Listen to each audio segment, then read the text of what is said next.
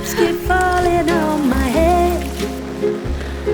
And just like the guy who's feeling Samsung framleiðir vatnseld snjalltæki fyrir þig og þína sem þola íslenskt veðurfar. Kynntu þér málið á samsungmobile.is.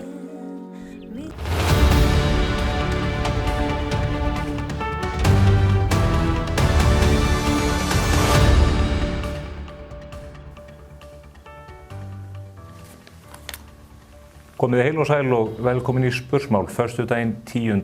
júlí. Í upphafi þessara viku efndu ný samtök Áfram Ísland til stórs fundar við Austurvöll, nánar tiltekið á NASA. Þar mættu tæplega 1000 manns til leiks til þess að hefja baráttuna gegn mögulegri aðild Íslands að Evrópusambandinu. Þetta var forvitnilegu fundur sem ég fylgdist með í streymi erlendis frá, en þar flutti herra Ólafur Ragnar Grímsson, fyrrverandi forseti Íslands, langa og mikla ræðu og þar kenndi ýmissa grasa.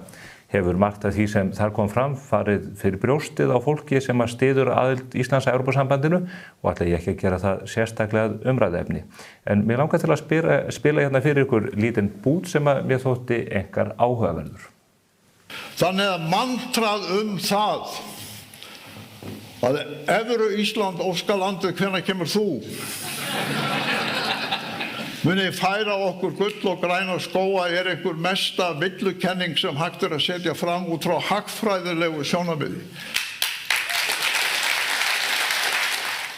Þarna var Ólafur Ragnar ekki að tala út í loftið. Hann var reyndar að vísa í magnað atómkvæði Jóhannesar úr Kötlum sem hefst á orðunum Sovjet Ísland, óskalandið, hvenær kemur þú? Það ljóð sem að birt var í blaðinu Sovjetvinurinn árið 1935, en þar sá Jóhannes úr Kötlum fyrir sér framtíð Íslands, bjarta og gulli stráða innan Sovjetríkjana, undir járnhæl Stalins. Ólafur Ragnar með þessum orðum auðvitað að fara þungt í umræðuna mögulega aðild Íslands að Evrópusambandinu. Erum við kannski að feta sama veg og fólkið sem vildi koma okkur undir Sovjetríkin á sínum tíma? Það ekki víst að Ólafur hafi verið að meina þetta í eiginlegri merkingu orðsins, en athyglisverð vísunin þrátt fyrir það. Og af Evrópumálunum. Fyrir vikunni hefur Morgunblaðið verið að flytja fréttir af því hvaða augum aðrar þjóðir, Evrópusambandsþjóðir, líta mögulega aðild Íslands að Evrópusambandinu. Upplýst var hvernig forsætisráðherra Hollands, sem eitt af meginríkjum sambandsins, hefði brugðist við þegar hann var spurður hvort að Ísland gæti fengið undanþágu frá sameiginlegri sjávarútvegsstefnu Evrópusambandsins. Svarið var augljóst. Ísland mun ekki fá slíka undanþágu frekar en önnur ríki. Og við sjáum svipuð viðbrögð frá fleiri ríkjum, meðal annars frá umhverfisráðherra Dana sem fjallað á forsíðu Morgunblaðsins í dag. Við höfum líka séð hvernig Evrópuþingmenn Íra hafa talað þetta mál. Og þar verður að halda því til haga. Og það verður ekki samninganefnd Íslands eða samninganefnd Evrópusambandsins sem ákvarðar það hvort að Ísland fái undanþágu þessu tagi. Það eru aðildarríkin. Þau þurfa hvert og eitt, 27 talsins, að samþykkja það fyrir sinn part að Ísland fái undanþágu. Miðað við það sem við sjáum frá Hollandi, frá Danmörku og Írlandi og reyndar úr gögnum frá Bundestag, þýska þinginu frá því viðræðunum 2009 til 2012 að þessi undanþága mun ekki fást. Málið því sjálfdautt nema að íslensk stjórnvöld séu tilbúin til að leggja út í þann leiðangur að fela Evrópusambandinu og embættismönnum þess fulla stjórn á íslenskum sjávarútvegi og mögulega öðrum auðlindum. Það ekkert smámál og það væri auðvitað áhugavert að geta tekið þá umræðu efnislega við utanríkisráðherrann. Hún brást hins vegar mjög illa við þessum fréttaflutningi þegar að almenningur í Íslandi var upplýstur það hvað forsætisráðherrann í Hollandi hefði sagt. Hún ákvað í stað þess að svara því efnislega ráðast á Morgunblaðið, gera lítið úr því og hún talar að hér sé áróður rekinn sem ekkert skylt við málefnalega umræðu. Þetta ömurlegt og ljótt af ráðherranum, enda hefur blaðið og blaðamenn þess lagt sig í líma við að halda almenningi upplýstum ólíkt því sem ríkisstjórnin hefur gert. Þetta ekki fyrsta sinn sem Þorgerður Katrín bregst með svipuðum hætti eða þessum hætti við ummælum og varnaðarorðum sem höfður uppi.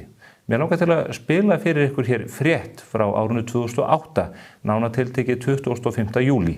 Þá var Þorgerður Katrín starfandi forsætisráðherra í fjarveru Geirs H. Haarde og sjáum við hvernig hún brást við í því máli. Starfandi forsætisráðherra segir ummæli sérfræðings Merrill Lynch frá því í gær makalaus. Sérfræðingurinn hélt því fram að með aðgerðarleysi sínu keyrðu stjórnvöld íslensku bankana í þrot með það augnamiði að taka þá svo aftur í sína eigu. Í fréttum okkar í gærkvöld gerði Richard Thomas, sérfræðingur hjá greiningadeild fjárfestingabankans Merrill Lynch, hátt skuldatryggingaálag íslensku bankana að umtalsefni sínu. Skuldatryggingaálag Glitnis og Kaupþings nú yfir 1000 stig en álag Landsbankans töluvert lægra. Hátt álag gæfi til kynna að markaðurinn teldi bankana ekki geta greitt skuldir sínar. Thomas sagði íslensk stjórnvöld hafa nú með aðgerðarleysi sínu samt út þau skilaboð að þau vilji helst keyra bankana í þrot og taka þá svo til sín aftur. Starfandi forsætisráðherra vísar þessum ummælum alfarið á bug. Ég eiginlega alveg undrandi. Mér finnst þetta makalaus umræðli og hjá svona virtum fjárfestingabanka og það hvarflaði að mér tíma hvaða annarlegu sjónarmið búa þarna að baki því að þetta á ekki við nein rök að styðjast og ég spyr líka sem menntamálaráðherra þar að þessi maður ekki á endurmenntun að halda. Þetta voru sannarlega makalaus ummæli því að rúmum 2 mánuðum síðar féllu bankarnir með brauki og bramli og við þekkjum allan eftirleikinn.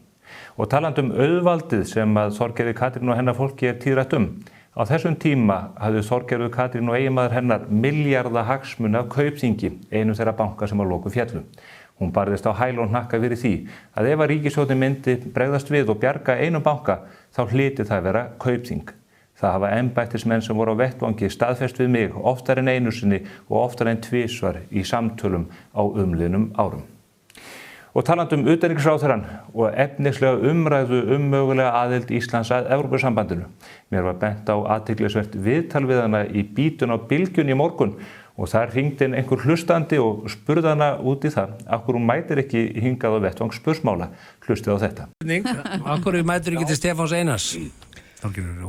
Já, ég hef bara ekki fundið tíma fyrir það ennþá og ég hef svarað hann alltaf þegar hann hefur spurt og það er spurning alltaf um forgangsröð og ég ber virðingu fyrir honum, við vitum öll hvar hann stendur og það er bara fínt. Ég hef ekkert frekar það að segja heldur en að ég, eins og hér, ég mæti yfirlagi vitt og ég fljóta að taka síman hjá fjölmiðlafólki og hef gaman af því en Stefán Einar, þetta nú kannski líka einhver leiti stríni að draga þetta aðeins, en ég hef oft mætt hjá Stefán Einar og gera það bara fyrir síðustu kosningar og það sem að hann með skemmtilegur og krefjandi spurning líka á endanum hversu upplýsandi það þegar viðmælandinn bara með sína sterku skoðanir hvað verið að draga fram. Já, þetta það spurning hversu gefandi það að fá krefjandi spurningar þar sem þú þarft að hafa fyrir því að rökstyðja málið þitt. En það eitt vandamál við þetta viðtal Þorgerðar í morgun. Þar segir hún blákalt ósatt. Hún fullyrðir að hún svari mér alltaf þegar að ég kalli eftir því hvort hún geti komið í þáttinn. Ég sendi á hana síðast fyrirspurn 18. maí með ídrekun 29. júní þar sem ég óskaði eftir viðtal við hana. Lögum samkvæmt þarf hún að svara mér innan 2 vikna. Það eru lög í landinu sem að skylda stjórnvöld til þess. En hvenær svaraði Þorgerður Katrín? Það var rétt fyrir klukkan 11 í morgun. Það var eftir hún fór í þetta viðtal þegar hún hafði áttað sig á því að hún hafði farið með rangt mál. Þetta er ekki gott, en þá stendur boðið. Þorgerður meir en velkomin hingað í settið, en í svarinu sem að kom í morgun sagðist hún ekki hafa tíma til þess að koma og ræða þessi mál við mig. Það er spurning hvort það verði fyrir 29. ágúst og svo verður þá aftur spurningu það hvort það verði ástæða til að kalla utanríkisráðherrann, hana eða einhvern annan hingað í þáttinn til að ræða úrslit eða kosningana 29. ágúst. Við höldum áfram með þáttinn. Hér eftir skamma stund ætla að koma til mín að ræða fréttir vikunar. Það er Ragnar Sigurðsson sem er formaður bæjarráðs Fjarðabyggðar á Austurlandi og Ásmundur Friðriksson, fyrrverandi bæjarstjóri, alþingismaður og rithöfundur með meiru. Það er af ýmsu að taka. Í lok þáttarins kemur svo Björn Sóvega, forstjóri King Faisal sjúkrahússins í Sádi-Arabíu til mín. Hann ætlar að ræða við mig Evrópusambandið og afstöðu sína til þess. Hann fjallaði það reyndar á fundinum hjá Áfram Íslandi í upphafi vikunnar og ég tel ástæðu til að rekja frekar úr honum gatnina hvað það varðar. Áður en að því kemur ætlum við að fara yfir það hvernig pólitíkin litar samfélagsmiðlana liðina viku.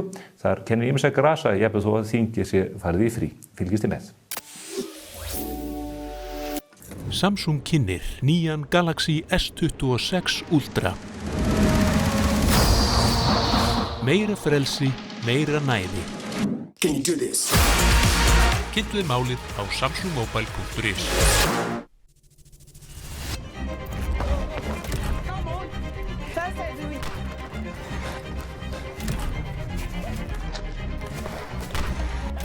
Landsins mesta úrval af Hoka hlaupaskóm. Sportís, Skeifunni 11. Mannvirki, byggingar og hallir. Hvað sem þú vilt byggja, þá framleiðum við byggingarefni framtíðarinnar. Limtré Vírnet. Skaðabætur, miskabætur, sárabætur, sjúkrabætur, slysabætur, uslabætur, þjáningabætur. Bótaréttur.is 520 51 00. Renault Scenic. Sjáðu heiminn.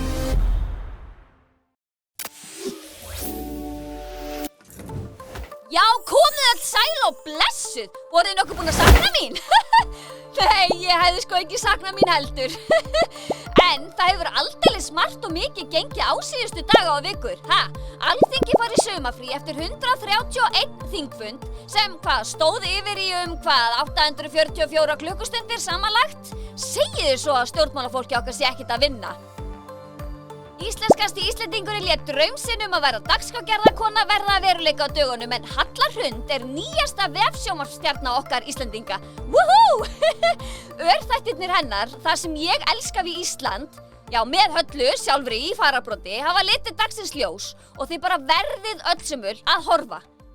Eitt af því sem ég elska við Ísland vináttan okkar við margar ólíkar þjóðir.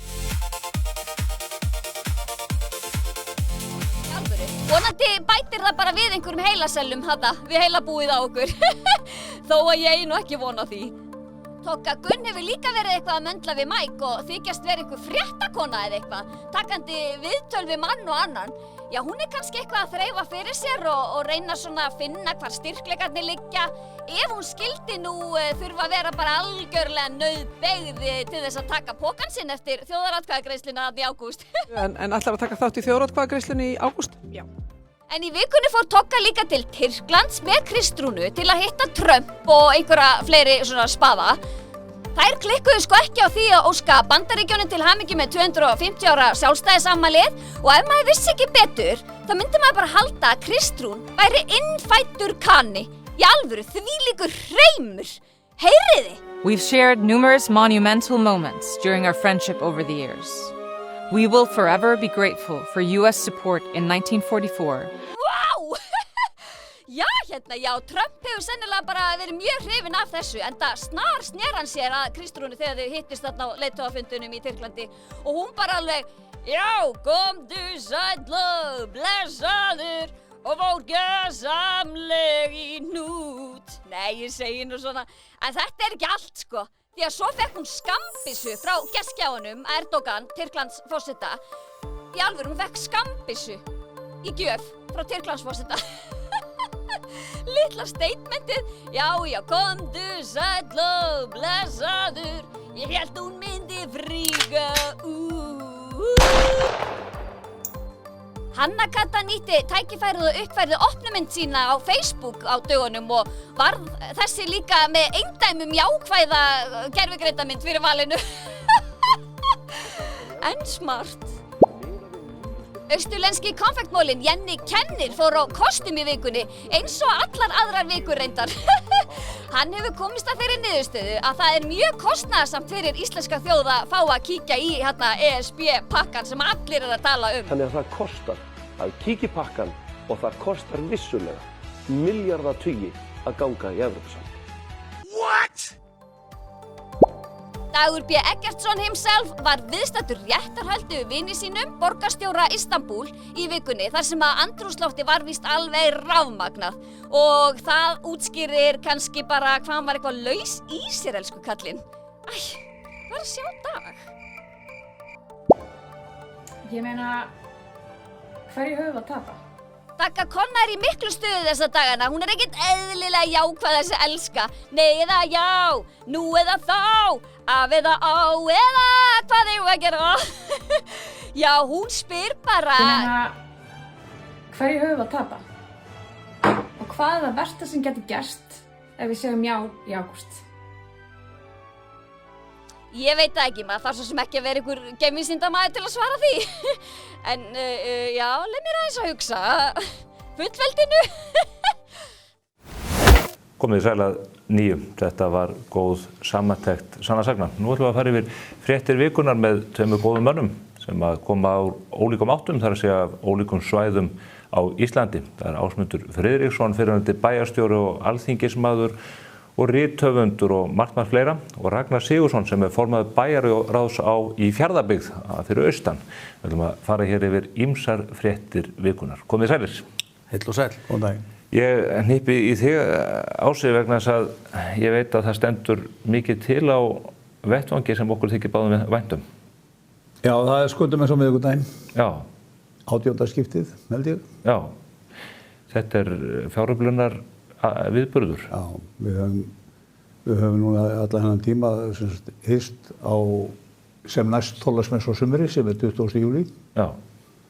Og þar koma svona tæplega 500 manns, borður saman skuttu og saltfisk og plokkfisk og meðlæti og látum aðganginn renna til góðra málefna. Og svo eru nú fyrirtæki sem styrkja okkur líka og hafa gert gegnum árin, Icelandair og Brim og núna Örn, stóra fyrirtæki sem hefur miklu uppbyggingu við Reykjanesbæ. Gagnaverið. Gagnaverið, við getum talað það hérna líka. Hvernig virkar þetta? Veljið eitt málefni ári hverju eða fleiri? Nei, við styrkjum marga. Og við erum meira kannski að styrkja núna fólk sem lendir í svona óvæntum veikindum, svona fótólum er kippt undan lífinu og það leita til okkar. Við erum búin að vera lengi í þessu og við erum svona barómetri á það hvernig svona ástandið er svolítið í samfélaginu. Við verðum það svona ósjálfrátt. Þannig að fjármununum þið beinið þeim í þær áttir sem þörf er á hverjum tíma? Já, og við finnum hvernig eftirspurnin eftir er meira og minni. Já. Það er svolítið minna núna, það gengur vel. Já. Fólki líður vel. Ég fór í kirkjunni í Keflavík, ég geri það alltaf. Ég er náttúrulega í góðu sambandi við þau, en það er svona þeirra tilfinning líka. Já. Að það sé svona jafn betri, umhverfið sé jafn betra og það er auðvitað ánægilegt. En alltaf þörf, þetta er 18. skiptið, þið voruð félagar sem byrjuðu á þessu og reyndu væntanlega blind í sjóinn að vera að draga fólki að borða skötu á sumri. Það er svona ekki kannski það fyrsta sem maður hugsar þegar það kemst í 2 gráður. Já, 2 stafatölum meina ég. Nei, þetta er blessuð minning hans að hann var náttúrulega mikill eldhugi og keyrði þetta áfram með mér og það er einmitt akkúrat þessum stundum sem ég sakna hans. Theodórs Guðbergssonar. Theodórs Guðbergssonar. Guðbergssonar. Guðbergs. Var náttúrulega algjör snillingur og við náðum ofsalega vel saman í þessu verkefni. Fiskverkandi. Já, fiskverkandi. Hann var bara gamall sjómaður líka og dugnaðarfólkur. Þekkti þetta bara algjörlega og allar fjölskylda. Borðað þú skötu á sumri? Já. Ég hef nú ekki borðað hann á sumrin, en ég borða skötu á Þorláksmessu. Og þetta voru að prófa það samt? Ég verð að prófa. Mér finnst þetta, já, ég er alveg rétt, mann er dettur nú ekki í hug skata svona yfir sumarmánuðina, en ég hugsa þetta sé hressileg tilbreyting svona frá grillkjötinu að detta í góða skötu. Já, frábær hugmynd. Ég borða hangikjöt og uppstúf einu svona á sumri. Og þetta er held ég svipuð tilfinning. Það er nánast þess að setja að gera eitthvað sem þú mátt ekki gera. Þú gleymir því aldrei. Nei, það er, maður sækir í þetta. Þið er líka með ræðumann, maður bara svitnar á efri vörunni við tilhugsun að skata og Inga Sæland allt í bland. Já, ég held að það sé bara gaman að því að fá ráðherra til að tala við okkur núna. Já. Og Inga er bara frábær kona og hún kemur að það fyrst og fremst sem einstaklingur til að tala við okkur og láta gott að sér leið að syngja kannski með okkur og segja eitthvað skemmtilegt og hún kann það. Við vorum saman í þinginu við Inga í mörg ár, við vorum ekki alltaf sammála. Hún tók alveg í raskat á með það sko. En hún er líka tilbúin í svona lagað, og þetta brennur fyrir þeim málflokki þar að segja stuðningi við þá sem minnst mega sín og hún er á þingi út af það. Já, hún er bara alveg frábær í því sko og þó að við hefum ekki verið saman flokki og ekki alltaf sammála, þá erum við í sama flokki þegar við mætum í skötumessuna. Það er bara þannig. Þetta verður gott. Ég bið fyrir góða kveðju til hennar. Já, ég skal skila því. Þú skila því til hennar frá mér. Ragnar, það er alltaf gott að fá því í heimsókn. Ég veit að það hefur verið mikill aðgangur fyrir austan í tengslum við loðnuvertíð og annað. Það er ekki bara gott hljóð í mönnum þar? Jú, það er bara uppgangur. Við Við erum núna að áforma stækkun á Mjóararhöfn til þess að anna bara áframhaldandi uppbygging og eftirspurn og við erum svona hér fyrir sunnan núna þessa dagana og erum að koma reglulega og kynna þessi uppbyggingar áform okkar. Mjóararhöfnin til útskýringar. Það Mjóararhöfnin, 9 milljarða uppbygging, þetta verður lengsti samfelldi hafnarkantur landsins. Þetta höfnin fyrir neðan álverið í Reyðarfirði? Já, þetta okkar útflutningshöfn. Já. Og verður þá einn stærsta höfn landsins og auðvitað nú þegar? Svo næststærsta í dag og bara í áframhaldandi vexti og þetta búið að vera svona langt ferli á síðasta kjörtímabili þar sem við fórum og vorum bara að ræða við alla hagaðila, bæði þá aðila sem eru með starfsemi á svæðinu núna og einnig þeir sem hafa svona verið að sýna okkur áhuga í gegnum tíðina.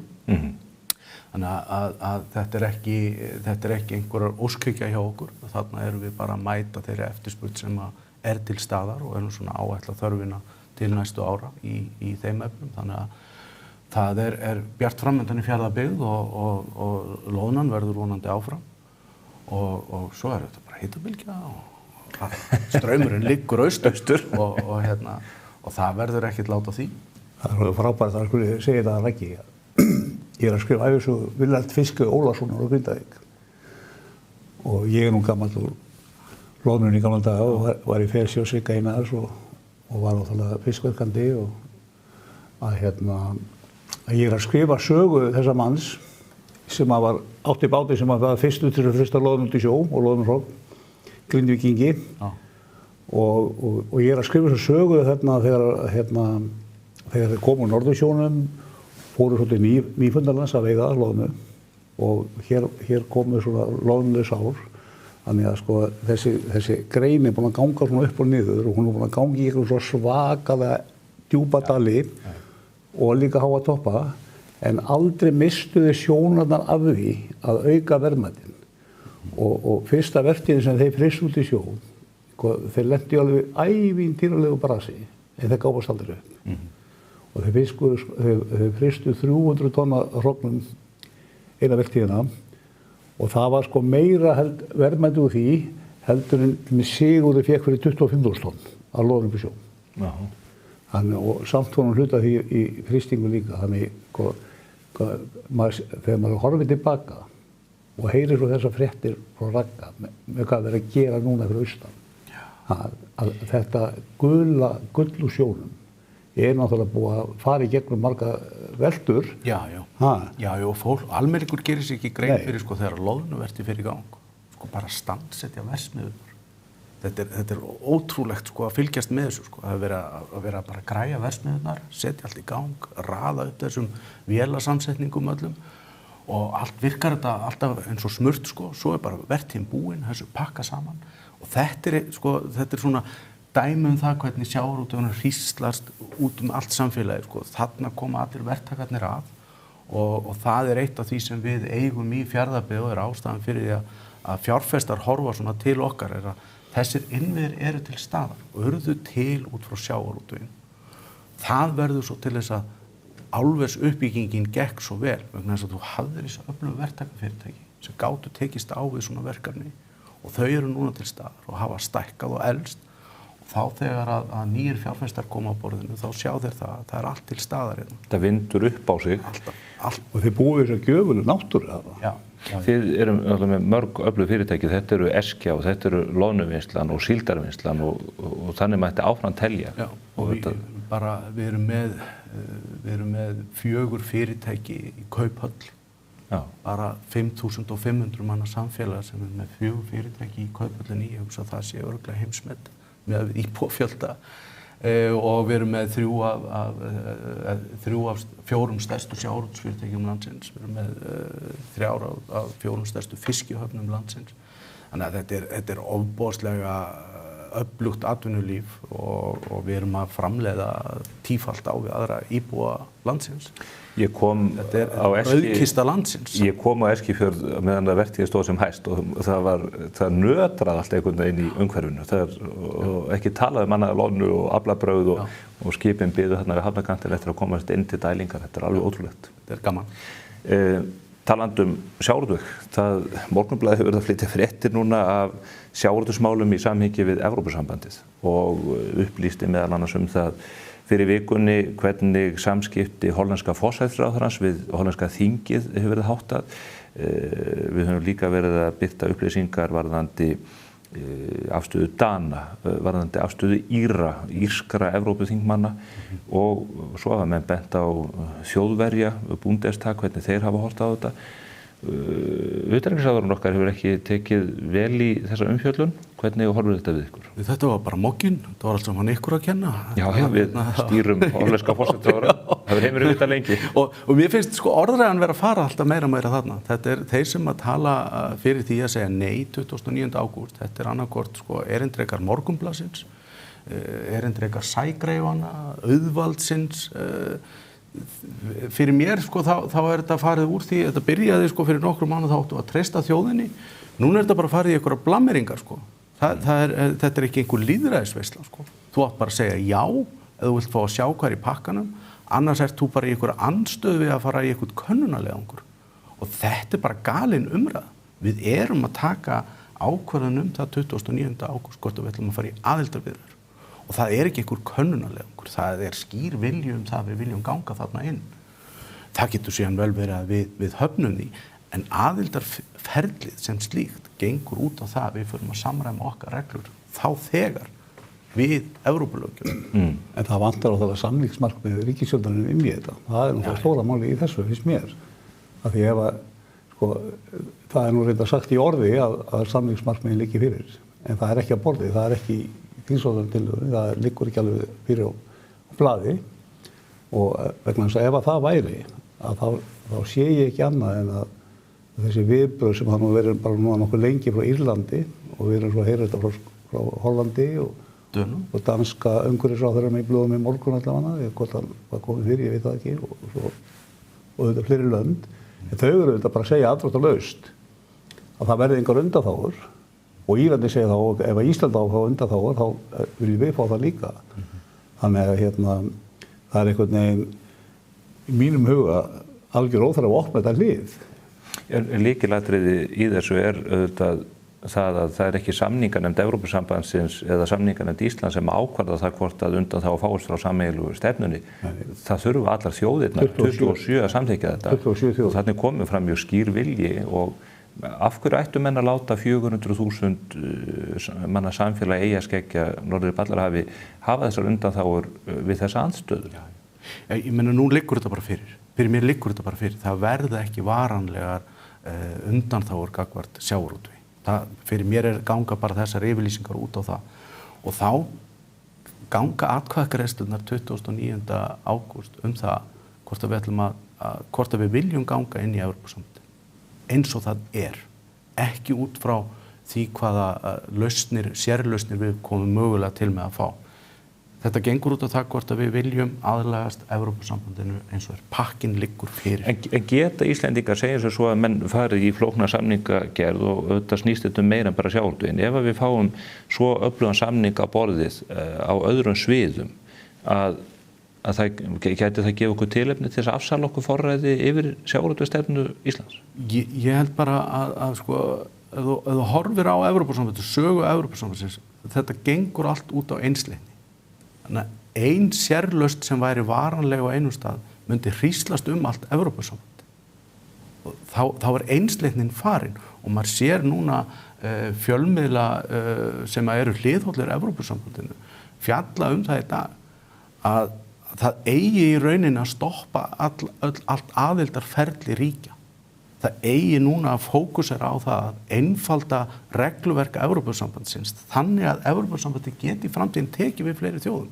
Það eru varnaðarorð sem að koma innan úr Evrópusambandinu í dag og það eru bara óháðir fjölmiðlar sem að fjalla þetta með þessum hætti.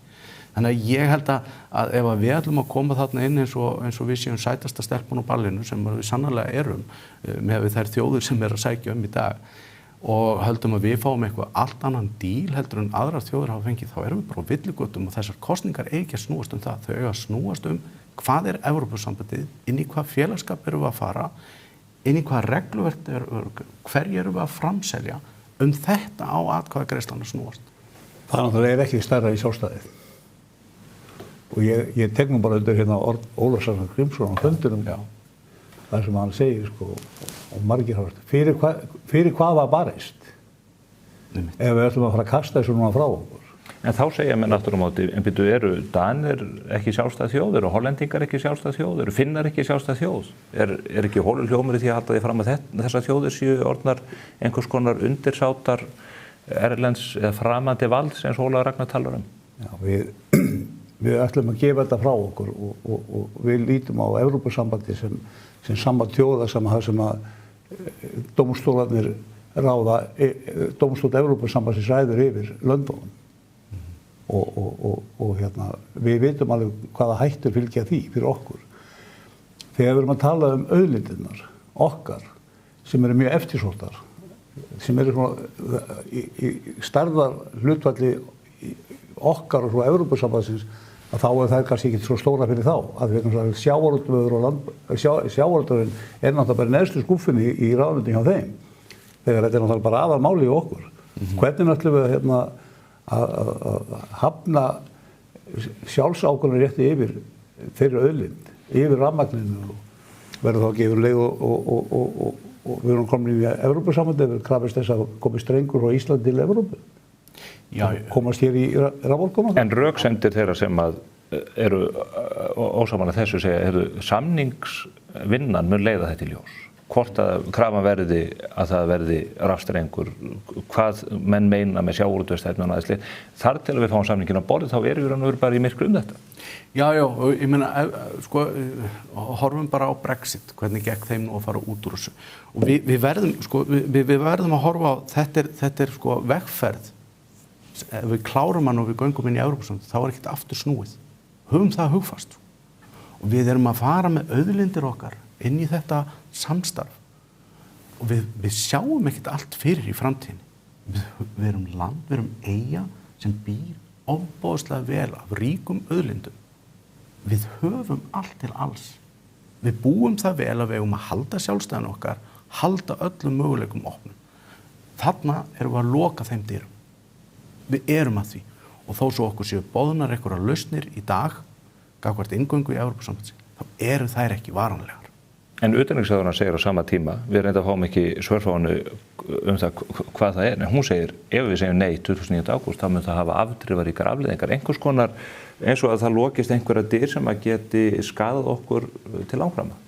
Já, ég bara sé ekki hvað það er. Ég bara, mér dettur það ekki, hún verður þá bara að fara yfir það með okkur. Ég fann að reyna að selja okkur með því að segja að vöruverð mun lækka hérna 25%. Það er náttúrulega búið að hrekja það. Það er þetta bara tóm þvæla. Sko. En sko, við höfum samt horft upp á það árin saman. Ég man það rétt, 2016, það afnæmi alltaf tolla og vörugjöld af bara öllum innflutningi til Íslands nema bílum og hreinu kjöti. Það eru bara 90% af landbúnaðarvörum sem fluttur til landsins eru án vörugjöld og tolla. Og akkur sýnir þá bara ekki verslurinn og innflutningurinn það að það sé þá á sambrölu verðu í Evrópu að viðbæti flutningskostnaði. Sú forsenda hefur nú bara legið fyrir frá því árið 2016. Það mun, fyrst það breytist ekki þá breytist ekki með því að þú verður með Evrópusambandið. Ég sé það ekki. Nei, og þessi þvæla eins og matvöruverð og annað, sko, þessi umræða hún snýst öll það einhvers konar quick fix lausn á tímabundnum vanda sem er í efnahagsmálum þjóðarinnar. Og við verðum að horfa til sko, komandi kynslóða, eins og forveratnar okkar gerðu gagnvart þessu sem við erum að fara að greiða atkvæði og það erum við ekki að gera með því að horfa á vext eins og þeir eru í dag. Það er tímabundi vandamál sem við erum fullfærum að leysa sjálf. En er ekki stjórnmálastéttin búin að gefast upp gagnvart því þegar hún báði setið á þingi? Ef við ætlum að fá sem vextu innan Evrópusambandsins, þá þurfum við hvort þeir að gera það ráðstafanir sem þarf að gera. Já. En við okkur, eins og þú segir, okkur skorti kjark til þess. Því miður. Já. Hvernig, nú sína kannanir að það verðist vera meiri hluti fyrir því að halda þessum viðræðum áfram. Haldið að það mun eitthvað breytast, þá haldið þessi stóri fundur í byrjun vikunar hjá Áfram Ísland. Þannig að núna verður svona línur kannski vera teknar að skýrast. Já, mér hefur fundist umræðan, sko, og þetta var svona ferskur blær hérna sem að kom inn með vikuna með Áfram Ísland og mér fannst þetta mjög svona flottur fundur, ég horfði á hann í streymi. Menn myndu kannski ekki segja Ólafur Ragnars í ferskur blær? Nei, fundurinn var það saman. Það er svo stormsveipur, gamall stormsveipur. Já, akkurat. Og fólk brást alveg ótrúlega við því að hann væri þarna og því sem hann sagði. Var allt brjálað? Það var bara eins og hefði bara myndast biðröð í þjóðarbókhlöðinu að fletta upp í einhverjum gömlum tímarötum til þess að finna einhverjum úrklippur hvað hann sagði 82 sko. Það var alveg galið sko og þetta bara sýnir það fram á hversu öflugur og flottur hann var þarna á fundinum og hvað þetta var satt sem hann var að segja vegna þess að fólk ekki að ráðast á innihaldið. Fólk að finna því að hann hafi verið á móti bjórnum á sínum tíma sko. Þannig að ég held að þessi umræða sem er núna og meðal annars af hendi Morgunblaðsins, hún svona að opna augu almennings hvað við erum að fara að kjósa þann 29. Þannig að ég bjartsýnn að þetta falli neginu í vil og ég horfi bara eins og austur sko, þar benda kannanir til þess að 80% austfirðinga ætla að segja nei. Það ekki út af því að við erum svo vitlaus. Það vegna þess að við sjáum það dag frá degi hvað í húfi. Þið segja eins og maðurinn ekki sjá eftir því að segja já. Akkurat. Ég held nú að Ólafur Ragnar Grímsson hafi nefnilega komið sem bara hvítur stórssveipurinn á fundi sko. Og þetta var rosaleg ræða. Já, þetta var svakalega. Hjá mann á nýræðisaldri. Ég var þarna í salnum og ég náttúrulega langt frá honum í pólitíkinni eins og það var. En Hefur hann færst nær þér eða öfugt? Já, klárlega höfum við færst hvor nær öðrum og ég bara get alveg sagt ykkur það að hann var bara rétt að segja síðust orðin sko því ég fór í síman og sendi honum skilaboð og þakka honum fyrir þessa ótrúlegu ræðu. Ég hafði verið með honum fundi fyrir svona nokkru mánuði síðan og þá flutta svona nokkuð sambærilega ræðu og heillaði mig og marga aðra. En það sem merkilegt við hennar fund og mér fannst merkilegt ekki sem að ég kannski upplifði frekar en þú sem varst heima í streymi að það var bara að vera þarna fysiskt í sama sal með sama áhugamálið sama viljan til að ná árangri í því að koma í veg fyrir þetta og þetta fólk sem var þarna algjörlega þver pólitískur hópur og það alveg ótrúlega merkilegt að upplifa svo fjölmiðla umræðina það á eftir hvað það hafi verið ómerkilegt að þetta fólk hittist. Það eins og okkar afstaða í þessu máli væri ómerkileg vegna þess að við höfðum svona sikkvora sýnina nálgun í pólitíkinni. En það var óheiðarlegt við það? Akkurat. Nei, en það svolítið verið að reyna að skilgreina sko hópinn sem að andstæðinga Evrópusambandsins. Það verið að hamast í því að stimpla okkur og eins og þetta, við séum fulltrúar fjármagnseigenda og þetta bara eintóm vitleysa og það alltaf farið í mannin, það aldrei farið í boltan. Ég meina sjáu þið bara umfjöllunum eins og Konráð búin að vera með hagfræðingur þar sem hann búin að vera rekja þær tölur sem hafa verið notar hann á að vera fulltrúar einhvers.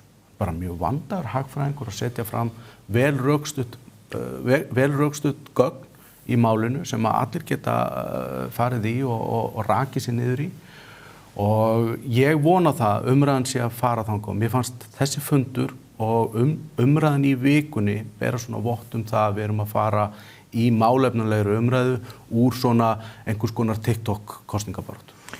Ein spurning varðandi ræðu Ólafs. Þannig voru enda fluttar 3 snjallaræður. Lára Helborg Ólafsdóttir lögmaður flutti mjög merkilega ræðu út frá svona lögfræðilegu sjónarmiði, Björn Sóeka læknir út frá praktísku sjónarmiði meðal hans heilbrigðis. Já, bara eigin reynslu líka. Já, ég ætla að tala við hann hér á eftir í lok þáttarins þetta efni. En varðandi ræðu Ólafs, það verður seint sagt að Ólafur hafi í gegnum tíðina geislað miklum húmor. Hann hefur ekki verið þekktur fyrir tækifærisræður og mikið skopskinn þó hann sé þungavitamaður í pólitík. Þarna glitti dálítið svona mann sem hann búin að leysa af sér hlekkina hvað það varðar. Hann skaut í þetta áttir á Þorstein Pálsson og Jóhannu Sigurðardóttur og hann bað nú fundur að minnast þeirra bara eins og að þetta fólk væri allt gengið. Hann virtist njóta sín vel í þessum aðstæðum. Ja, mér fannst þessi bara svona hvernig hann kom inn á þessi orð gagnvart þessu fólki. Mér fannst það bara mjög snyrtilega gert. og það bara að krydda þessa ræðu. Það var ekki gert á þann hátt sem að ég hef upplifað að við sem að höfum verið andstæðingar þessara stefnu erum að upplifa í fjölmiðlum gagnvart því fólki sem svona oddun í okkur. Eins og hvernig Ólafur var tekinn í gegn og hvernig fleiri hafa verið teknir í gegn fyrir að bera þann boðskap sem við viljum fá fram í þessum kosningum. Þannig að ég held að það sé bara mjög mikilvægt að allar góða ræður að það er ljómi líka smá glensi. Og við skulum aldrei gleyma því að það nást nú enga framfæri nema að það sé eitthvað smá gleði og við tökum spínlít á og við megum alveg að ráðum framan þegar við erum að tala saman en það má ekki fara í mannin per se sko. Ekki níða fólkið. Ekki níða fólk niður. Ragnar, þú myndist á andstöðu Ólafs Ragnars við bjórin, þannig að margir sem hafa það á samviskunni á sín tíma. Þó líka tíðindi frá Fáskrúðsfirði, Arnar Sigurðsson, sá miklu meistari, hann að fara úr Kvíarnar og komið með útibú fyrir austan. Það var sannarlega ferskúblær. En er ekki allir ofurölvu út í vegkanti? Jú, þetta bara komið út í tóma vitleysu, hitabylgja og kampari á kantinu. Nei, en sko, það var ofboðslega smart hvernig þetta var gert. ÁTVR boðar þarna að þeir ætla að loka vínbúðinu á Fáskrúðsfirði. Hann sér auðvitað bara tækifæri og opnar þarna, hvað maður segja, lager. Þú pantar í rauninni á netinu og sækir þarna jafnóðum nánast. Frábær þjónusta, hann að koma þarna inn í kjörbúðinu og styrkir þar að leiðandi rekstur hennar og allir Austfirðingar taka þessu auðvitað fagnandi. Þarna bara komin samkeppni á þessum markaði. Og með frábæri þjónustu, nýtt vöruúrval og ég nú bindindismaður sjálfur en ég bara styð þetta. Mér finnst þetta bara frábært skref sem hann að taka, frábært að fá þessa fjölbreytni inn í þessa flóru og frábært að fá einkaframtakið. Einkaframtakið miklu eðlilegri farvegur fyrir verslun heldur en ríkisrekin áfengisverslun eða bara ríkisrekin verslun yfir höfuð. Og það gildi bara það lögmál í því að ríki vonlaust í að reka verslanir. En þýðir þetta ekki, þetta framtak Arnars ekki að ÁTVR mun aldrei þora að loka versluna á landsbyggðinni hér eftir?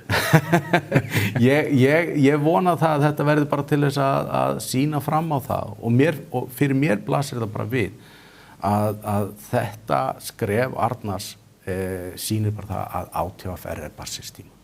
Þetta eitthvað sem einkaframtaki er miklu betur fólkið í því að leysa og eina af röksemdunum fyrir ÁTVR á sínum tíma var að tryggja dreifingu til allra landsmann, halda úti þessum verslunum. Nú það bara ekkert lengur vandamál og önnur rök voru það að þetta væri svona ákveðið forvarnir að vera ekki með áfengi út allt Nú það bara út allt, þú getur pantað þetta á netinu, það geta allir orðið sér út áfengi, það engin forvörn í því. Þannig að þau rök eru bara búin og við Austfirðingar tökum því fagnandi. Við erum náttúrulega ekki sammála þessu. en ég segi bara, för bara þeir reglur sem eru í gildi. Það eina sem ég höfð fram á. Ég er bara mjög harður á því að við förum að þeir reglur sem eru í gildi og þá þarf löggjafinn að skýra það. Hann á að hafa það mjög skýrt. Það í hans hendi að gera það. Og meðan hann breytir því ekki, þá verður bara að fara til þeir reglur sem eru í gildi. Ég er bara þar. Ég hef aftur á móti mikla áhyggjur af því hvernig heilsa Íslendinga eru gagnvart brennivíni og áfengisnotkun og bara síðast í gær á ég löng símtöl við fólk út af vandamálum sem að tengjast neyslu. Og við þurfum í mikill alvöru að ræða þá stöðu sem er uppi vegna þess að við búum orðið við það á Íslandi að það eru svo hrein og sterk efni sem er í umferð, að unga fólki okkar og þeir sem ánýta þessum lyfjum, að það kemst á okkur þann stað að þegar leitað er aðstoðar, að þá bara ekki nánast ekki til þekkinga en einn aðstaða í landinu til að taka á móti þessu fólki. Þetta er svakalegi sjúkdómar. Áfengið er mikið böl eins og fíkniefna neysla almennt. Og það er hlutur sem ég held að allir séu sammála að þurfa að taka á. En hér erum við tvær fyrirmyndir í settinu allavega, hvað varðar bindindið og ég held að það sé ekki leiðum að líkjast. Og þess vegna þurfum við bara, og ég hveti ykkur til þess í þessu þætti að auðvitað bara fara gætilega í þessar umræðu. Já, ég get alveg tekið undir, sko, ég meina við þurfum auðvitað að nálgast vímuefnin og aukna áfengisneyslu og sérstaklega þeirra sem að búa við áfengisvanda að varfærni og ég er alveg sammála það þarf að auka forvarnir og meðferðarúrræði. Ekkert af þessu snýst samt aðgengi fyrir mér, vegna þess að aðgengi er bara orðið svo auðvelt og við megum ekki alltaf miða allt út frá þeir sem að búa við eitthvað vanda. Það er frelsið er líka fallegt og það er sem betur fyrir þannig að flestir geta meðhöndlað áfengi í hófi og við eigum þar að leiðandi að horfa á þessa tvo hópa. Við getum alveg verið með áfengi í verslunum eins og Finnar til dæmis voru að gera varðandi bjórinn. Áfengisneysla jókst ekki þar vegna þess að aðgengi að áfengi var bara fyrir orðið það gott. Það sjáum við líka eins og í tóbakinu að tóbaksneysla Íslendinga hefur dregist gríðarlega saman á síðustu áratugum, alveg aðdáunarvert. Af hverju gerist það? Þrátt fyrir fullkomið aðgengi að vörunni. Já, en því var samt svona lokað niðri, sko, inni. Fullkomið aðgengi fyrir þá sem að vildu nálgast það. Þannig ég ætla ekki að ríðast upp. Jú, það má bara alveg gera það. Ég ætla hins vegar að færa talið að öðru tengdu fíkniefnum. Við höfum verið að flytja fréttir af gríðarlega umfangsmiklum fíkniefnaumflutningi til landsins. 2 risastór mál. Þar kemur í ljós að þar eiga meðal annars í hlut menn, eða minnst maður, sem að íslensk stjórnvöld komið að því að koma í skjól frá Albaníu árið 2015 og með fulltingi þingsins var það gert og fulltingi ákveðna fjölmiðla sem fóru algjörlega hamförum í því að tryggja þessum manni skjól í landinu. Hann hefur nú unnið hörðum höndum að því að koma hér 100 kílóa af banvænum efnum inn í landið sem að við vitum að munu leiða til dauðsfalla í landinu. Hvað er í gangi hér? Hvernig gat þingið runnið svoleiðis á þessu bananahýði að vera að hleypa mönnum, ótíndum glæpamönnum inn til landsins, ekki aðeins að hleypa þeim inn í landið, heldur að láta það að hafa ríkisborgararétt. Hvers eiga börnin okkar að gjalda? Mér finnst þetta í rauninni frábært dæmi. Þegar ég las þessa frétt þá hugsaði ég að þetta hlýtur að vera eitthvað miskilningur. Þetta átti að vera frábær þegn og með hreinan skjöld og þannig að ég þurfti að tengja þetta átti bara að vera maður sem var í fullri vinnu og átti tvímælalaust að fá ríkisborgararétt og það er einmitt vandinn við útlendingastefnuna eins og hún hefur verið. Við höfum ekki getað framfylgt henni. Og ég treysti bara Útlendingastofnun til þess að fara að settum reglum og lögum. Þau taka hvert tilfelli fyrir sig og skoða það. Og þarna var bara aðili sem átti að vísa úr landi vegna þess að hann uppfyllti ekki reglurnar og lögin. Og þá fara einstakir hópar og fjölmiðlar og búa til einhverja múæsingu sem verður til þess að við veitum manninum ríkisborgararétt og nánast stilt upp þannig að okkur sé ekki stætt á öðru vegna þess að hér verði bara allt brjálað. Og Útlendingastofnun er algjörlega varnarlaus vegna þess að bara út frá persónuvernd þá geta þeir ekkert fjallað sína meðferð á þessu máli. Þannig að þetta er allt saman einhliða umfjöllun og öllum finnst bara galið út frá því hvað þau lesa frá þessum hópum að við séum ekki að verja þetta fólk, að við séum ekki að veita þeim úrræði og ríkisborgararétt eða dvalarleyfi. Þetta er gallinn. Þetta er bara gallinn. Við erum ekki að fara af settum lögum og reglum í þessu. Ási, þú berð ábyrgð á þessu. Þú komst að þessar ákvörðun í þinginu. Já, ég kom að þessar ákvörðun. Þetta var nú þessum árum sem að ég var nú að byrja þessu útlendingaumræðu og fékk nú bátt fyrir það til að verð. En ég man mjög vel eftir þessu atkvæðagreiðslu þetta mál. Þá var búið að koma þannig máli fyrir í þinginu, gagnvart þinginu, úr samfélaginu, að þar væru bara 63 einstaklingar sem að vera á móti börnum, af því að þarna var börnum svona allt fram, fyrir framan þessar fjölskyldur og það var verið að segja að bara þeir sem ætlaði að koma í veg fyrir því að þessar fjölskyldur fengi að vera hér, að þeir væri þá vondu við börn. En sveiflast þá bara þingið og þú sem ert bara bundin að þinni samvisku samkvæmt stjórnarskrá lýðveldis Íslands, sveiflist þið bara eins og lauf í vindi út af einhverjum brjálæðingum inn á einhverjum fjölmiðlum og einhverjum þrýstihópum? Ég held að örugglega fæstir nokkur hérna inn í þingsalnum þekktu eitthvað til þessa fólks persónulega, ég á ekki von á því. En þetta var svona eitt af þessum málum, þar sem það var gríðarlega áhersla á það að þingmenn tækju þátt í þeirri atkvæðagreiðslu og ég vildi þá bara frekar þurfa að gera það með vont bragð í munninum heldur en að hlaupa fram á klósettið eitthvað með atkvæðagreiðsla fram. Ég man hvað þetta var mér þungbært en ég hafði líka verið í miklu slag út af þessum málum og ég bara minna á það að í kjölfarið á þessu máli ári síðar að þá samþykki þingið ný lög útlendinga árið 2016 þar sem ég og Brynjar Níelsson voru tveir einu þingmenn sem voru á móti þeim lögum. En þá voru þröskuldarnir fyrir fólk að koma til landsins á Íslandi lækka langt niður fyrir alla aðra þröskulda í löndunum í kringum okkur sem var þess valdandi að hingað kom alveg hópar og þúsundir hælisleitenda sem við réðum ekkert við og staðan er ennþá þannig þráttur að það hafi náttúrulega verið snúið upp á þessa atburðarás og henni mætt og bæði núverandi ríkisstjórn og fyrirverandi ríkisstjórn sem að ég tilheyrði nú á sínum tíma var byrjuð að taka á móti að samt sem áður eru lögin ennþá þannig að við erum búin að gefa fólki sem er komið til landsins svo mikinn rétt að jafnvel fólk sem er bara við viljum ekki sjá hérna í landinu að við bara eiga enga leiði til að losna við það eða vill ekki fara. Þetta er að gerast enn dag í dag. Þetta hefur gerst með hópa sem hafa komið hér af Gazasvæðinu, Palestínuaraba. Morgunblaðið hefur nú flutt fréttir til þess að þessari mordtilraun í bílakjallara hér í Reykjavík. Það sem að Morgunblaðið bent á það, þar hefur farið mikinn menn með tengsl við Hamas-samtökin. Og það er ekki annað gerð, þingið bregst ekki við með öðrum hætti en þeim að Sigmundur Ernir Rúnarsson af öllum mönnum veður svoleiðis í fjölmiðlinn fyrir að segja sannleikann í þessu máli. Það má ekki tala þessa hluti eins og þeir í raun og veru eru. Og með hverjum glæpamanninum sem hleyptir inn í landið er aukið á óöryggi Íslendinga, íslenskra ríkisborgara sem hefur bara rétt á því að stjórnvöldin í landinu taki ákvarðanir sem að tryggja öryggi þeirra en skerði það ekki. Það verður einhvern veginn að taka í taumana. Fólk saði okkur bara ljúga þegar maður bara segja hvað þið staðafallir með Suðurá. Símhringingarnar sem hann var að fá á nóttinni og alls konar hótanir sem hann fékk persónulega. Fólk bara neitaði að trúa þessu. En þetta var svona? Þetta var svona.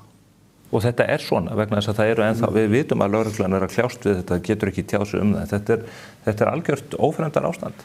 Já, maður heyrir mörg svona dæmi og einmitt svo er líka bara ótti við það að fjallum þetta vegna svona viðbragð eins og frá Sigmundi að þetta er allt saman sprotti út frá einhverju útlendingan. Þessi framganga Sigmundar Ernis, ég verð bara að segja hérna, er honum og verður til ævarandi skammar.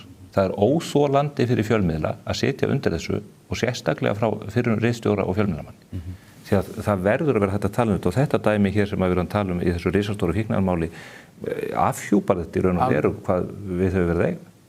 Absolutt og sko sjáu þið bara mannúðina. Hver er hún þegar fólk fær í rauninni ríkisborgararétt og einhverjum vernd hérna út frá aðgengi að fjölmiðlum með einhverjum hópum?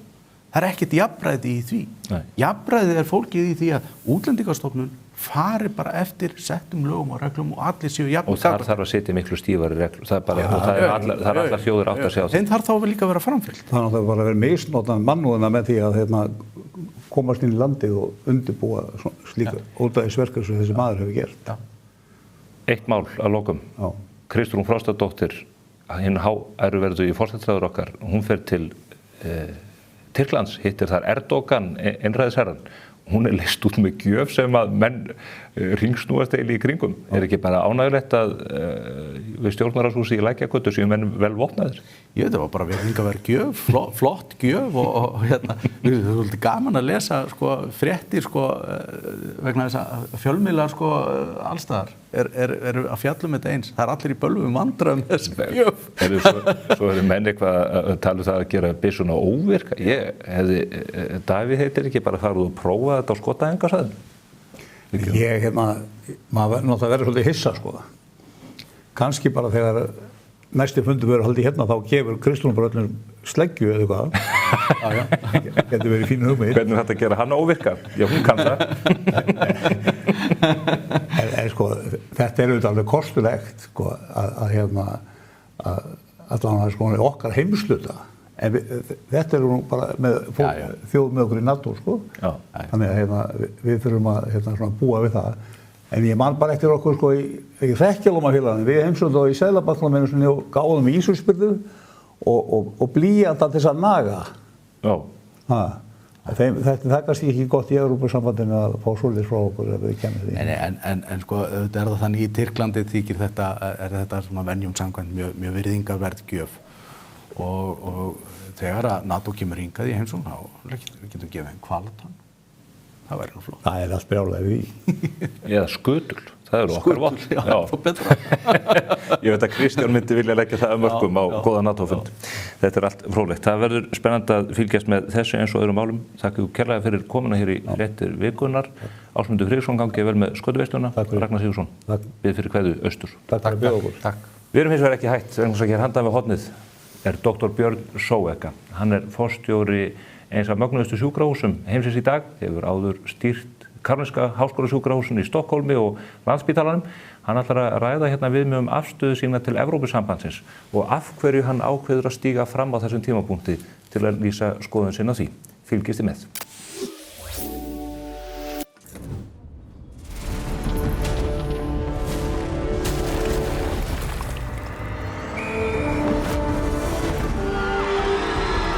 Hvern langar þig að hitta í dag? Pennin Eymundsson. Vantar þig bílavarahluti? Á Poulsen.is finnur þú bílavarahlutina út frá bílnúmeri. Velur viðeigandi varahluti og pantar. Við sendum all land. Poulsen.is. Kafli 1. Uppgötvaðu sögur sem fara með þig í ferðalag. Sögur sem fá þig til að gleyma stað og stund. Hreyfa við þér og fá þig til að hlæja upphátt. Sumarið betra með sögu. Prófaðu Storytel í dag. Lexus RX. Komdu og reynslögtu RX 450h Plus Plug-in Hybrid. Þín býður óviðjafnaleg upplifun. Lexus Kauptúni. Hingað komin Björn Sóeka, læknir og forstjóri konunglega spítalans í Ríad. Hann steig fram fyrir þessari viku á fundi samtakana Áfram Ísland og lýsti þar skoðun sinni á stöðu íslenska gagnvart Evrópusambandinu. Það verður að segjast eins og að þetta kom mörgum í opna skjöldu en það hefur Björn dvalið lengi erlendis við að stýra öflugustu sjúkrastofnunum heims. En hann leggur nú orð í belg og mér langar til að rekja þess úr honum gatnirnar það af hverju hann tekur þessa afstöðu og af hverju hann stígur fram í þessu máli. Blessaðu Björn. Já, sæll. Eins og ég nefni, þú ert á Arabíuskaganum að reka risastórt sjúkrahús og varst áður í Svíþjóð meðal annars yfir Karolinska sjúkrahúsinu. Nú stöndum við samlandarðinir frammi fyrir þessari stóru ákvörðun lok ágúst og þú leggur orð í belg með afgerandi hætti. Já, það kannski hafa einhverju skoðun á því að fólk sem að vinna erlendis eða búin að búa erlendis og vinna erlendis í meir en 10 ár skulle vera að hafa einhverju skoðun á þessu eða skipta sér að en ég á bæði foreldra hérna og börn og fullt af vinum og mér fæddur uppalinn hér og átt mjög góða tíma hérna á Íslandi og mér fannst það bara svona vera mín skylda að segja mína skoðun og ég er bara stoltur af því að geta sagt mína skoðun. Fólk verður bara að taka því sem það er. Þetta er mín skoðun og mín reynsla sem ég hef verið að segja frá. Og það kom mér kannski óvart að það skildi vekja einhverja athygli. Ég er bara einn af mörgum sem hef einhverja skoðun á þessu og ég veit það með þann þá svörun sem ég fengið við þessu að það eru mjög margir sem eru að hugsa það sama. Og hvað er það sem þú hugsar þegar að þessi ákvörðun blasir við þar að segja ákvörðun sem að við munum taka þarna 29. ágúst? Já, það eru auðvitað nokkru hluti sem komum upp í huga mér en byrjum á því að segja svo okkur ekki leyfa fólki að kíkja í pakkan og svo ég horfa á það eftir að bæði starfa innan Evrópusambandsins og sé hvernig það var. Ég bjó í Svíþjóð þegar að þeir gengu í Evrópusambandið. Ég var að reka stærstu ríkisstofnun Íslands þegar við vorum að sækja síðast eða stóðum með þessum viðræðum síðast og sá hvaða fókus þetta tók bæði frá pólitík og annað og einn af ráðherrunum sem ég hafði þá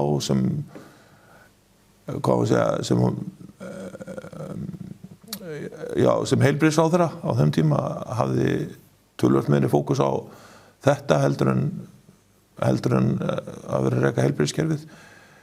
Það er margt sem mér finnst að þurfa að laga þó að séu alveg margt alveg stórkostlegt og vel gert á Íslandi en að missa fókusinn yfir í þessar aðlögunarviðræður eða aðildarviðræður eða hvað vildum kalla þetta.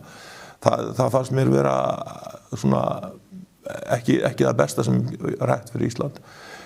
Ég horfði líka á það að ég allir þessar umræðu, þetta fylgist maður mjög mikið með það sem að gerast af því það margar sem eru hérna og þetta er eitt af mínu löndum, Ísland, og ég fættur upp alveg hér, að þá hef ég ekki ennþá séð neitt í umræðunni sem sagt, okkur að fara í allan hasar, hvað græðum á því? Við stöndum svo hrikalega vel þó að séu þetta fullt af hlut sem það er alltaf að laga. Við stöndum það hrikalega vel, ég bara sé ekki, ég hef ekki séð neitt sem vill að sé farið í Evrópusambandið, geta útskýrt það eða sagt, ekki fyrir mér en bara svona opinberum vettvangi, hvað við græðum á því. Þannig að ég reyna að vera lókiskur og reyna að sjá, reyna að grafa hvað græðum á því, sko. En nú nefna menn matvælaverð, menn nefna vaxtakostnaðinn sem að heimilin búa við, menn nefna jafnvel orðið öryggismálin vegna þess sem að menn kalla breytta heimsmynd. Já, ef við byrjum á öryggismálin, þá er mín persónulega skoðun þannig að við stöndum í NATO sem er töluvert sterkari heldur en einhverjir her Evrópusambandsins eða einhverjir varnarsamstarf Evrópusambandsins. Það er auðvitað margir stór hluti af Evrópusambandinu er í NATO. Ég líka þessi samningur þessi samskipti sem við höfum haft við Bandaríkin, ég hef alltaf verið tiltölulega jákvæður gagnvart því því að ég bæði verið að vinna gagnvart Bandaríkjunum og öðrum þó að það komið þetta stjórnmálamenn sem ekki öllum líkar við svona af og til og oftast finnst mannum alltaf verið blása í kringum það hvað sem er. Ég held að ég get ekkert séð neitt í Evrópusambandinu, ég er með að sjá það bara, hvernig getur það orðið eitthvað hluta af þessu, en það er bara, ég reyna að vera lókiskur í því. Ef við horfum, tökum síðan matvælaverð, ég áttum á því að það er dýrt hérna, maður sér það og ég hef búið það mikið þannig að þetta alltaf verið dýrt. Á móti kemur að eins og hefur verið fjallað þá eru launin töluvert hærri hér heldur en annars staðar.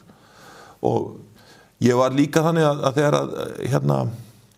þegar Svíþjóð gekk í Evrópusambandið, þá bjó ég í Svíþjóð, ég hafði búið í Svíþjóð í 2 ár þegar það gerðist. Ég hafði verslað inn fyrir fjölskylduna á hverjum einasta föstudegi í matinn fyrir vikuna, sem við höfðum þá bara okkar samkomna milli hvernig við skiptum vinninu á heimilinu og ég sá engan mun við þetta. Það var auðvitað mikil krísa í Svíþjóð þessum árum, efnahagsleg krísa sem var af allt öðrum orsökum.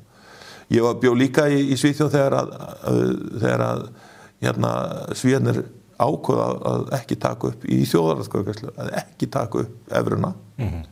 Hún er ekki eins og í Danmörku tengd, sænska krónan er ekki tengd við evruna eins og danska krónan er tengd við evruna. Þannig að þeir hafa nú staðið sér all vel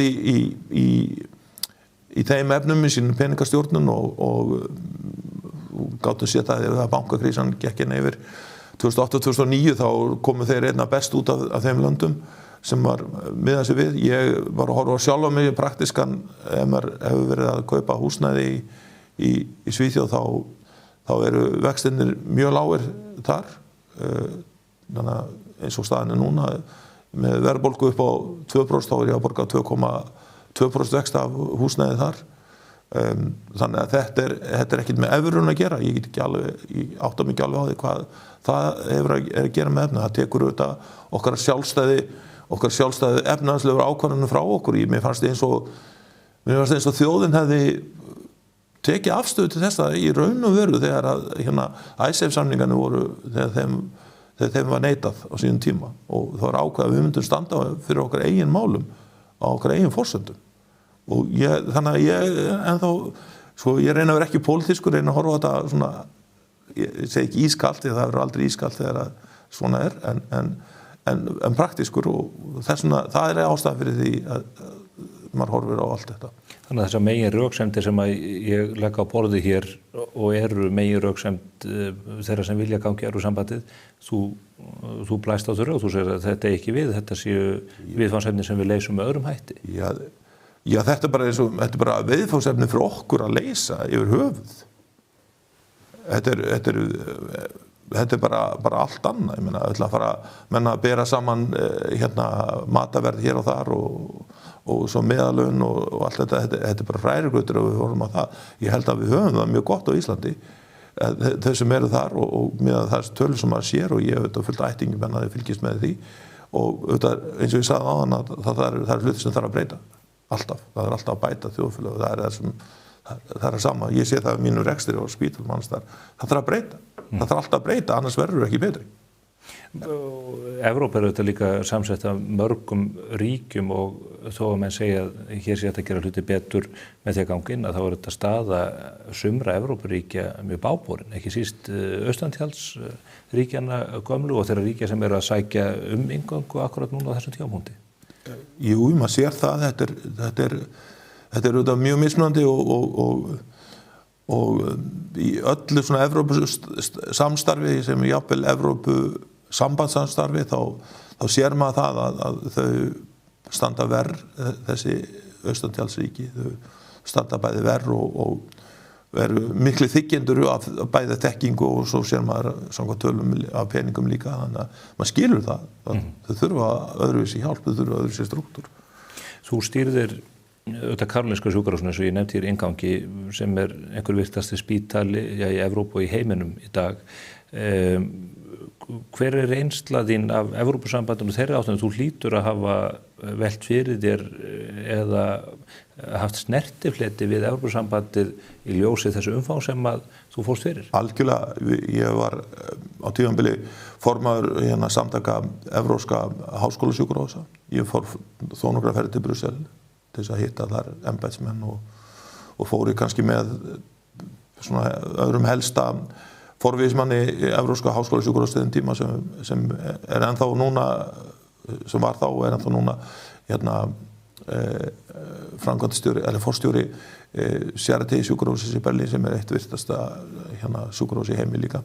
Og við fórum hana tveir með eitt starfsmann og hittum Evrópusambandið til að reyna að þoka málum, sameiginlegum málum áfram sem gerðist mjög hægt og þá ákveðum við að bara mæta hann oftar og mættum nokkrum sinnum til Brussel og hittum oftast þar annarkvort ráðherra heilbrigðismála eða embættismenn sem næstu því og þetta voru alltaf einhverju 20 manna fundir með okkur sem segja þrír frá okkur og síðan einhverju 15 manns frá hinum.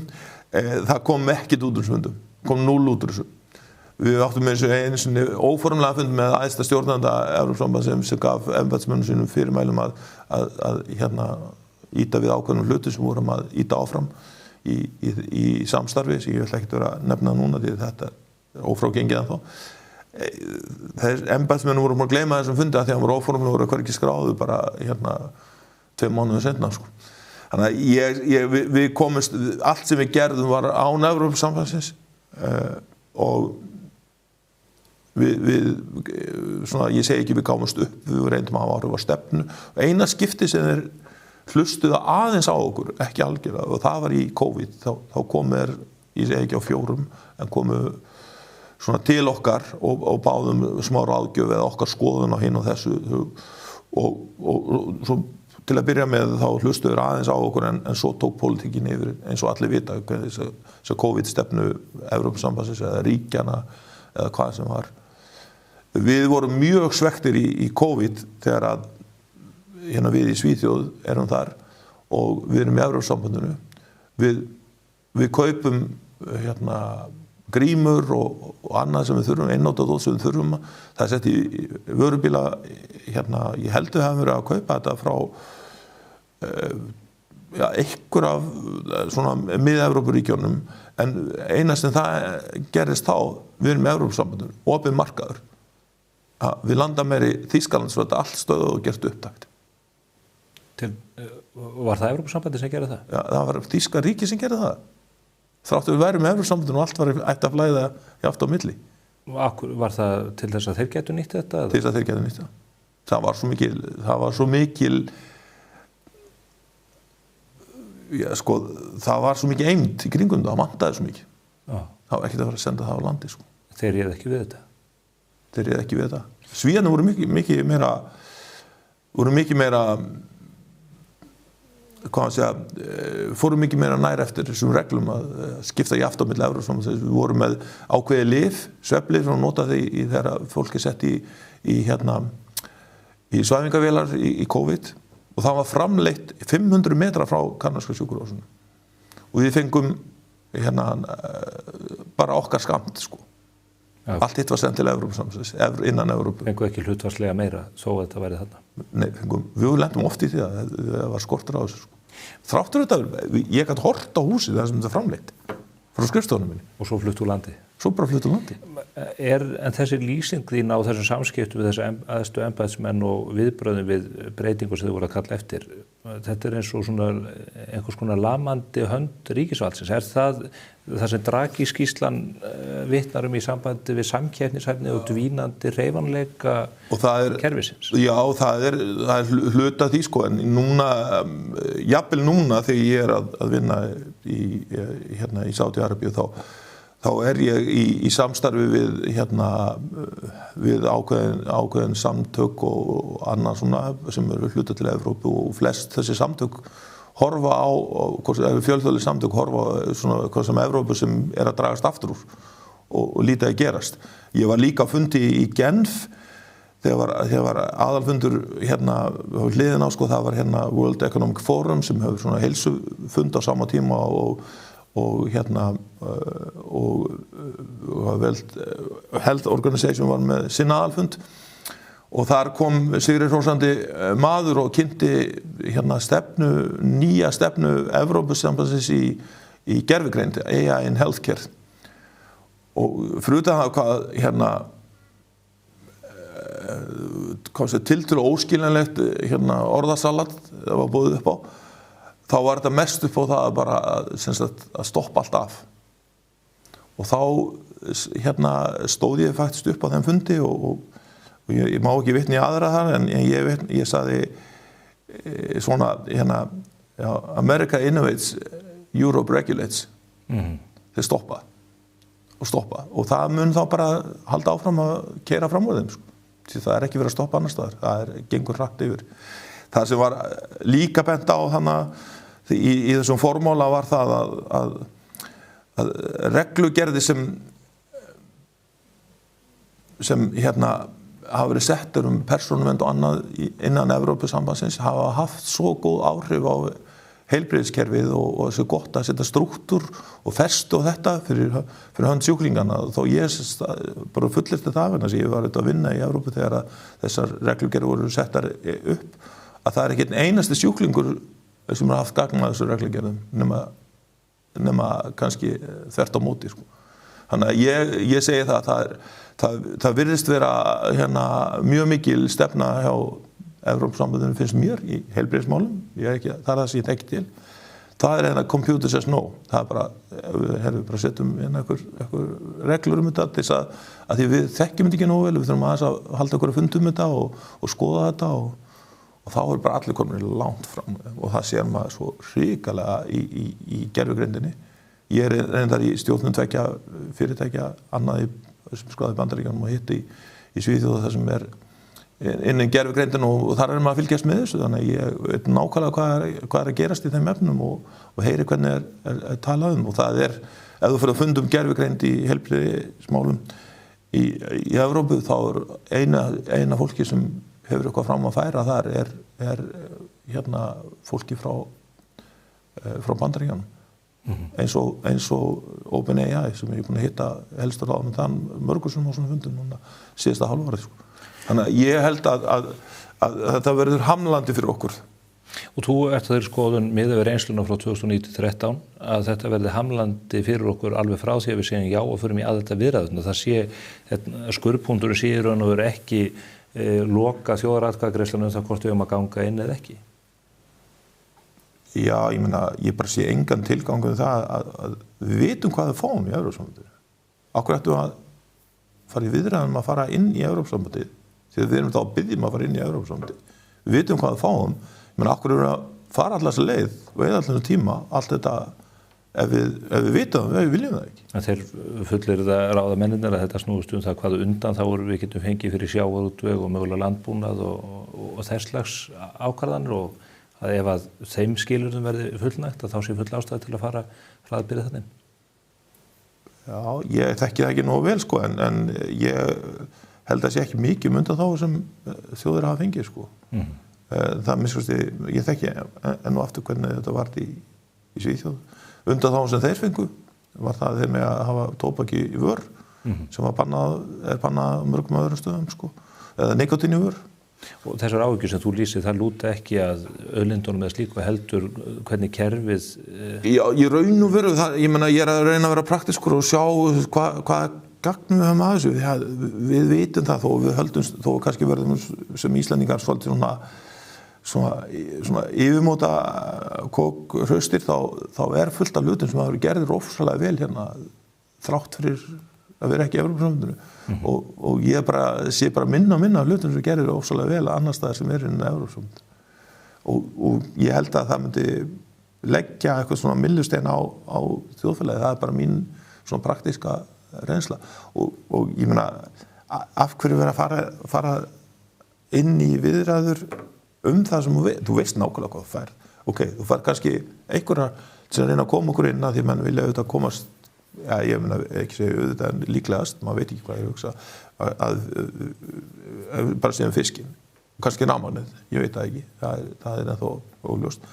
Ég meina, það klárt að það verði einhverja tímabundnar undanþágur og svo við erum bara svo smottir í sem hluta af Evrópu það myndi bara vera, ég segi ekki tekið frá okkur en einhvern veginn svona myndi það þynnast út. Þeim tekst ofta að valta yfir stærri ríkin, hvað þá smáu ríkin? Já, algjörlega. Þeir einu sinni þá bara svona dæmi það þegar að hérna Brexit varð þá í evrópsku hérna háskóla sjúkrahúsasamtökunum sem ég var þá hérna forseti við tvö tímabil með að segja 2 ólík ár sko.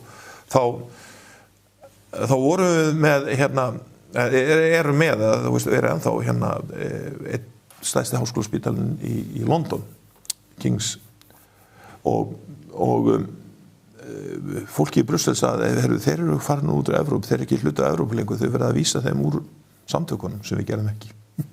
Þið létu ekki segjast. Nei, við gerum það ekki. Nei, við vorum bara standandi hissa, þetta er samstarf. England er hluta af Evrópu, þetta var bara, og það er saman hvað gott kemur innan Evrópu. Þeir reyndu að gera Bretunum allt til miska náttúrulega þessi ákvörðun. Já, ég meina þetta var bara svona eitthvað memo sem þeir höfðum að þetta reyna að hafa áhrif á okkur með það.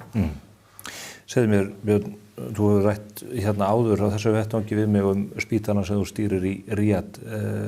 Það hefur mikið gengið á í Mið-Austurlöndum eftir að stríði í Íran bröst út og annað. Hvernig gengur að halda þessum miklu og stóra spítala gangandi gengur vel? Það gengur ótrúlega vel.